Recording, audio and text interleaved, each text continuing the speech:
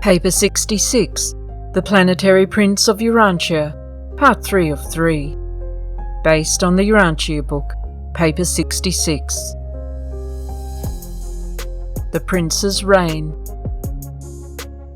The degree of a world's culture is measured by the social heritage of its native beings, and the rate of cultural expansion is wholly determined by the ability of its inhabitants to comprehend new and advanced ideas. Slavery to tradition produces stability and cooperation by sentimentality linking the past with the present, but it likewise stifles initiative and enslaves the creative powers of the personality.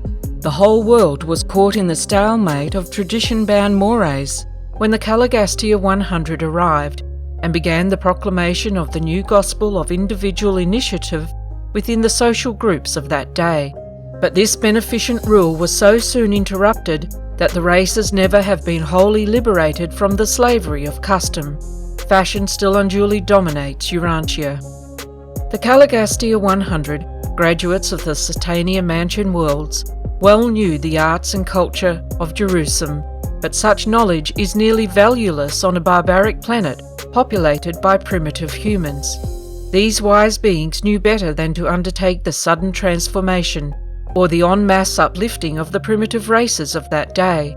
They well understood the slow evolution of the human species, and they wisely refrained from any radical attempts at modifying man's mode of life on Earth. Each of the 10 planetary commissions set about slowly and naturally to advance the interests entrusted to them. Their plan consisted in attracting the best minds of the surrounding tribes and, after training them, sending them back to their people as emissaries of social uplift. Foreign emissaries were never sent to a race except upon the specific request of that people. Those who laboured for the uplift and advancement of a given tribe or race were always natives of that tribe or race. The 100 would not attempt to impose the habits and mores of even a superior race upon another tribe. Always they patiently worked to uplift and advance the time-tried mores of each race. The simple folk of Urantia brought their social customs to Dalmatia, not to exchange them for new and better practices, but to have them uplifted by contact with a higher culture and by association with superior minds. The process was slow but very effective. The Dalmatia teachers sought to add conscious social selection to the purely natural selection of biologic evolution. They did not derange human society, but they did markedly accelerate its normal and natural evolution. Their motive was progression by evolution, and not revolution by revelation. The human race had spent ages in acquiring the little religion and morals it had, and these supermen knew better than to rob mankind of these few advances by the confusion and dismay which always result when enlightened and superior beings undertake to uplift the backward races by over-teaching and over-enlightenment.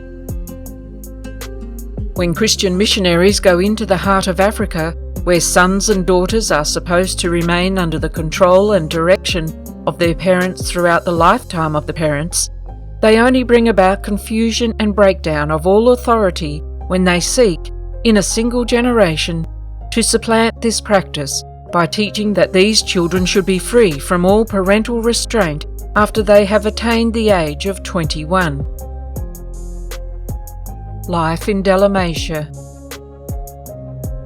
The prince's headquarters, though exquisitely beautiful and designed to awe the primitive men of that age, was altogether modest.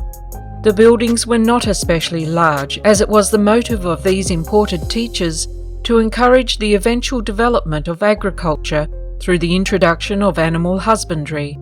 The land provision within the city walls was sufficient to provide for pasturage and gardening for the support of a population of about 20,000. The interiors of the central temple of worship and the 10 council mansions of the supervising groups of supermen were indeed beautiful works of art, and while the residential buildings were models of neatness and cleanliness, everything was very simple and altogether primitive in comparison with later-day developments. At this headquarters of culture, No methods were employed which did not naturally belong on Urantia.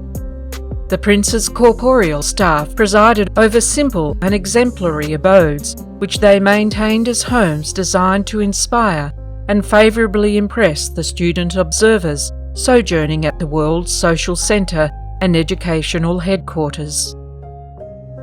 The definite order of family life and the living of one family together in one residence of comparatively settled location date from these times of Dalmatia, and were chiefly due to the example and teachings of the 100 and their pupils. The home as a social unit never became a success until the supermen and superwomen of Dalmatia led mankind to love and plan for their grandchildren and their grandchildren's children. Savage man loves his child, but civilized man loves also his grandchild. The prince's staff lived together as fathers and mothers. True, they had no children of their own, but the 50 pattern homes of Dalmatia never sheltered less than 500 adopted little ones assembled from the superior families of the Andonic and Sangic races. Many of these children were orphans. They were favoured with the discipline and training of these superparents, and then after 3 years in the schools of the prince, they entered from 13 to 15. They were eligible for marriage and ready to receive their commissions as emissaries of the prince to the needy tribes of their respective races. Fad sponsored the Dalmatia plan of teaching that was carried out as an industrial school in which the pupils learned by doing, and through which they worked their way by the daily performance of useful tasks. This plan of education did not ignore thinking and feeling in the development of character, but it gave first place to manual training. The instruction was individual and collective. The pupils were taught by both men and women, and by the two acting conjointly. One half of this group instruction was by sexes, the other half was co-educational. Students were taught manual dexterity as individuals and were socialised in groups or classes. They were trained to fraternise with younger groups, older groups and adults, as well as to do teamwork with those of their own ages. They were also familiarised with such associations as family groups, play squads and school classes. Among the later students trained in Mesopotamia for work with their respective races were Andonites from the highlands of Western India, together with representatives of the red man and the blue man. Still later, a small number of the yellow race were also received. Hap presented the early races with a moral law.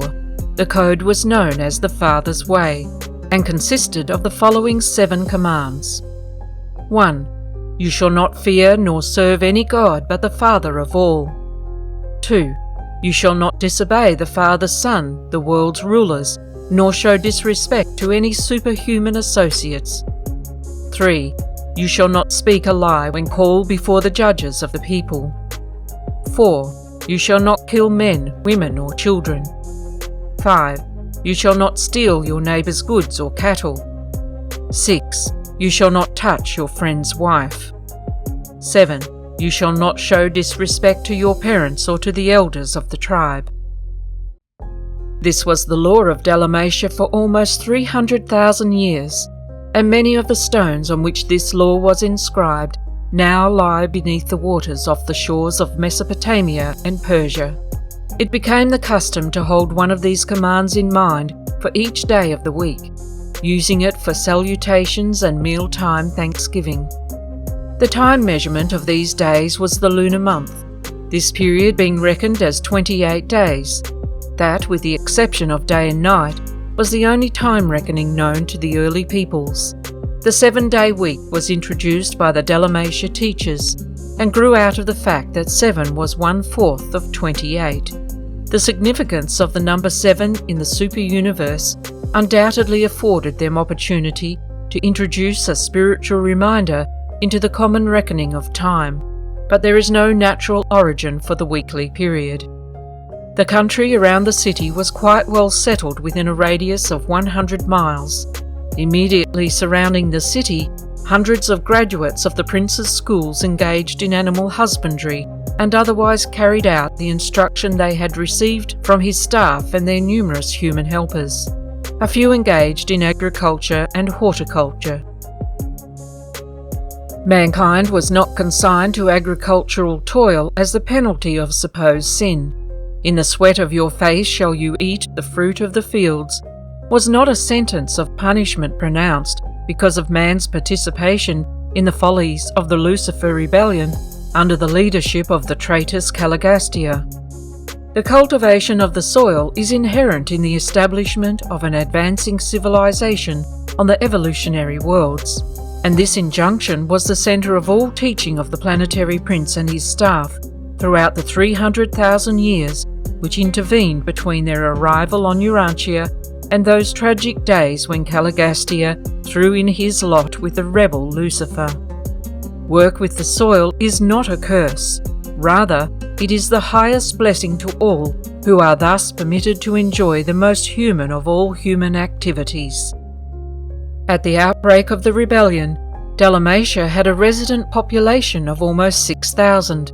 This number includes the regular students, but does not embrace the visitors and observers, who always numbered more than 1,000. But you can have little or no concept of the marvellous progress of those faraway times. Practically all of the wonderful human gains of those days were wiped out by the horrible confusion and abject spiritual darkness which followed the Caligastia catastrophe of deception and sedition. Misfortunes of Caligastia. In looking back over the long career of Caligastia, we find only one outstanding feature of his conduct that might have challenged attention. He was ultra-individualistic. He was inclined to take sides with almost every party of protest, and he was usually sympathetic with those who gave mild expression to implied criticism. We detect the early appearance of this tendency to be restless under authority, to mildly resent all forms of supervision. While slightly resentful of senior counsel and somewhat restive under superior authority, nonetheless, whenever a test had come, he had always proved loyal to the universe rulers and obedient to the mandates of the constellation fathers. No real fault was ever found in him up to the time of his shameful betrayal on Urantia. It should be noted that both Lucifer and Caligastia had been patiently instructed and lovingly warned respecting their critical tendencies and the subtle development of their pride of self and its associated exaggeration of the feeling of self-importance. But all of these attempts to help had been misconstrued as unwarranted criticism and as unjustified interference with personal liberties. Both Caligastia and Lucifer judged their friendly advisers as being actuated by the very reprehensible motives which were beginning to dominate their own distorted thinking and misguided planning. They judged their unselfish advisers by their own evolving selfishness. From the arrival of Prince Caligastia, planetary civilization progressed in a fairly normal manner for almost 300,000 years. Aside from being a life modification sphere and therefore subject to numerous irregularities and unusual episodes of evolutionary fluctuation, Urantia progressed very satisfactorily in its planetary career up to the times of the Lucifer rebellion and the concurrent Caligastia betrayal. All subsequent history has been definitely modified by this catastrophic blunder, as well as by the later failure of Adam and Eve to fulfill their planetary mission. The Prince of Urantia went into darkness at the time of the Lucifer rebellion, thus precipitating the long confusion of the planet. He was subsequently deprived of sovereign authority by the coordinate action of the constellation rulers and other universe authorities. He shared the inevitable vicissitudes of isolated Urantia down to the time of Adam's sojourn on the planet, and contributed something to the miscarriage of the plan to uplift the mortal races through the infusion of the lifeblood of the new violet race, the descendants of Adam and Eve. The power of the fallen prince to disturb human affairs was enormously curtailed by the mortal incarnation of Machiventa Melchizedek in the days of Abraham, and subsequently during the life of Michael in the flesh, this traitorous prince was finally shorn of all authority on Urantia. The doctrine of a personal devil on Urantia, though it had some foundation in the planetary presence of the traitorous and iniquitous Caligastia, was nevertheless wholly fictitious in its teachings that such a devil could influence the normal human mind against its free and natural choosing. Even before Michael's bestowal on Urantia, neither Caligastia nor Delegastia was ever able to oppress mortals or to coerce any normal individual into doing anything against the human will. The free will of man is supreme in moral affairs.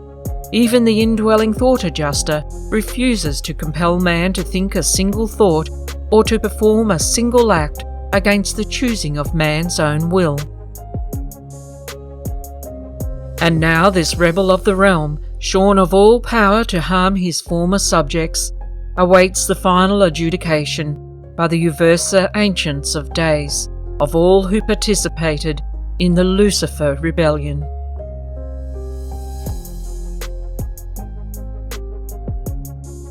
Next, Paper 67, The Planetary Rebellion,